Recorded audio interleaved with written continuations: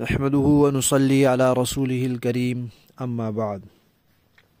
ترجمے والے قرآن پاک کا صفحہ نمبر 888، 24واں پارہ سورہ مؤمن، آخری رکوع یعنی رکوع نمبر 9، آیت نمبر 79 تا 82۔ اعوذ باللہ من الشیطان الرجیم، بسم اللہ الرحمن الرحیم۔ اللہ الذي جعل لكم الأنعام لتركبوا منها ومنها تأكلون ولكم فيها منافع ولتبلغوا عليها حاجة في صدوركم وعليها وعلى الفلك تحملون ويريكم آياته فأي آيات الله تنكرون أفلم يسيروا في الأرض فينظروا كيف كان عاقبة الذين من قبلهم كانوا أكثر منهم وأشد قوة وآثارا في الأرض فما أغنى عنهم ما كانوا يكسبون۔ صدق اللہ العظیم۔ پچھلی آیات میں اس بات کا تذکرہ تھا کہ انبیاء جو معجزے اور نشانیاں دکھلاتے ہیں اور قوموں پر جو عذاب آتا ہے یہ اللہ کے اختیار سے آتا ہے، رسول کا اختیار نہیں ہوتا۔ اب اللہ تبارک و تعالی اس کی دو مثالیں پیش فرما رہے ہیں کہ معاملات سب اللہ کے اختیار میں، عام معاملات بھی جو سب انسانوں کے لیے ہیں اور خاص معاملات بھی جو کسی کسی قوم کے ساتھ پیش آتے ہیں، سب اللہ کے اختیار میں۔ پہلی مثال کیا پیش فرمائی عام معاملات کی کہ اللہ تعالیٰ نے تمہارے لیے چوپائے جانور بنائے ہیں تاکہ تم ان پر سواری کرو، اور کچھ ان میں سے ایسے بھی ہیں جنہیں تم کھاتے ہو، اور تمہارے لیے ان میں اور بھی بہت سے منافع ہیں، ان کے چمڑے سے تم چیزیں بناتے ہو اور کئی طرح سے وہ کام آتے ہیں۔ اور ان کا یہ بھی فائدہ ہے کہ تمہارے دل میں جو حاجات ہیں، کسی مقصد کے لیے تم کہیں جانا چاہتے ہو، سامان لے جانا چاہتے ہو، تو ان جانوروں پر تم سواری کرو اور سواری کر کے اپنے مقصد تک پہنچ جاؤ۔ اور اسی طرح ان جانوروں پر بھی اور کشتیوں پر بھی تمہیں سوار کیا جاتا ہے، تم اپنے مقاصد تک پہنچتے ہو، آتے جاتے ہو۔ یہ عام معاملہ ہے جو دنیا بھر میں پھیلے ہوئے جانور ہیں، ہر انسان ان سے فائدہ اٹھا سکتا ہے۔ یہ کس نے بنائے؟ یہ اللہ نے بنایا، یہ اللہ کے اختیار میں۔ تو اللہ تعالیٰ فرماتے ہیں کہ اللہ تمہیں اپنی نشانیاں دکھلاتے ہیں، کون کون سی نشانی کا انکار کرو گے؟ یہ جانور ہیں، یہ پانی کا نظام ہے، یہ کھیتوں کا اگنا ہے، یہ باغات ہیں، یہ پھل پھول ہے، اتنا کچھ ہے، یہ کس کس کا تم انکار کرو گے؟ دوسری مثال ہے خاص معاملے کی، وہ کیا ہے؟ عرب والوں کا رواج تھا کہ وہ سال میں 2 مرتبہ تجارتی سفر کرتے تھے، ایک سردیوں میں اور ایک گرمیوں میں۔ قرآن پاک میں سورہ قریش میں اس کا تذکرہ ہے، لِإِيلَافِ قُرَيْشٍ إِيلَافِهِمْ رِحْلَةَ الشِّتَاءِ وَالصَّيْفِ، سردیوں کا سفر اور گرمیوں کا سفر۔ ایک سفر ان کا ہوتا تھا ملک شام کی طرف اور ایک سفر ان کا ہوتا تھا یمن کی طرف۔ شام کے بارے میں یہ آتا ہے کہ وہ ٹھنڈا علاقہ ہے، اس لیے گرمیوں میں ملک شام جاتے تھے، اور یمن گرم علاقہ ہے تو سردیوں میں یمن کی طرف جاتے تھے۔ دونوں طرف جاتے ہوئے راستے میں کچھ پچھلی قوموں کے علاقے آتے تھے جہاں ان کے تباہی کے اثرات اور کھنڈرات اور ان کی یادگاریں موجود ہیں۔ تو اللہ تعالیٰ نے فرمایا کہ کیا یہ زمین میں چلے پھرے نہیں کہ یہ دیکھتے کہ کیسا انجام ہوا ان لوگوں کا جو ان سے پہلے تھے۔ پھر یہاں ضمن میں اللہ تعالیٰ نے یہ بات بھی بتلائی کہ پچھلی آیات میں یہ آیا تھا کہ قیامت کے دن ان سے کہا جائے گا کہ تم نے تکبر کیا تھا دنیا میں، حق کو نہیں مانا تھا، نبیوں کی اتباع کو تم برا سمجھتے تھے، اپنے آپ کو بڑا سمجھتے تھے، تو آج دوزخ میں داخل ہو جاؤ، تکبر والوں کا برا ٹھکانہ ہے۔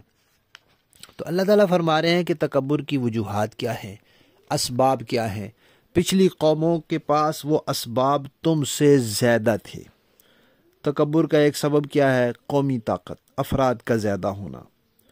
دوسرا سبب کیا ہے؟ بدنی طاقت، بدن کی قوت کا زیادہ ہونا۔ تیسرا سبب کیا ہے؟ مالی طاقت کے مال کا زیادہ ہونا۔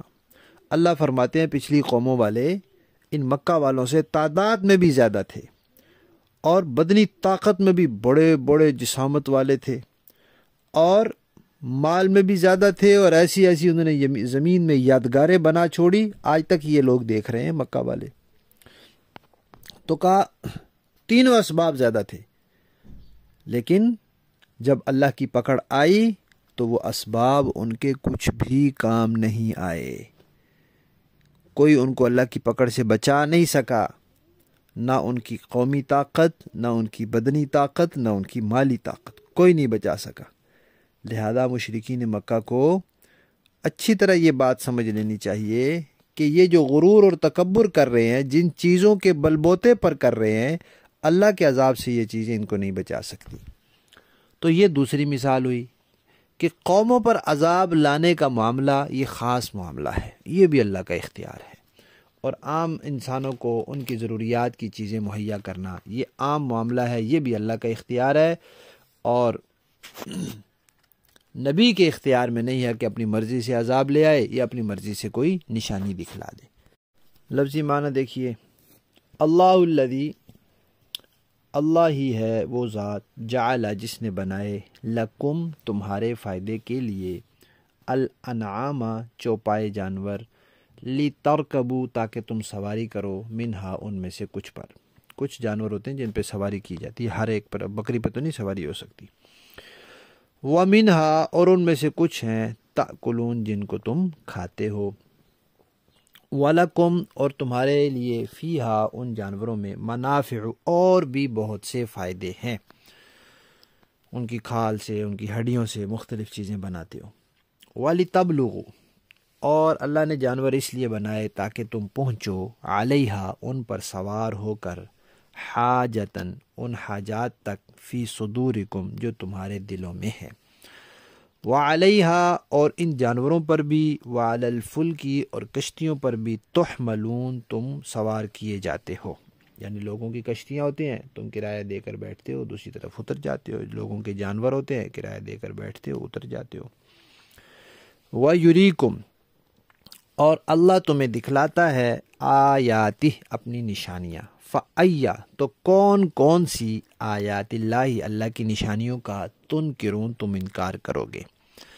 افلم یسیروا کیا نہیں چلے پھرے یہ لوگ، فی الارض زمین میں، فینظروا کہ وہ دیکھتے، کیف کیسے، کانا ہوا، عاقبت انجام، الذین ان لوگوں کا، من قبلہم جو ان سے پہلے گزرے، کانو وہ تھے، اکثر زیادہ، منہم ان سے تعداد میں، واشد اور زیادہ تھے، قوتاً بدنی طاقت میں، وآثاراً اور زیادہ تھے یادگاروں میں، فی الارض جو زمین میں انہوں نے بنائی نشانات، فما اغنا تو نہیں کام آیا، عنہم ان کے، ما جو کچھ، کانو یکسبون وہ کماتے تھے۔ با محاورہ دیکھیں جی، اللہ الذی جعل لکم الانعام لترکبوا منہا ومنہا تأکلون، اللہ وہ ہے جس نے تمہارے لیے مویشی پیدا کیے تاکہ ان میں سے کچھ پر تم سواری کرو، اور انہی میں سے وہ بھی ہیں جنہیں تم کھاتے ہو۔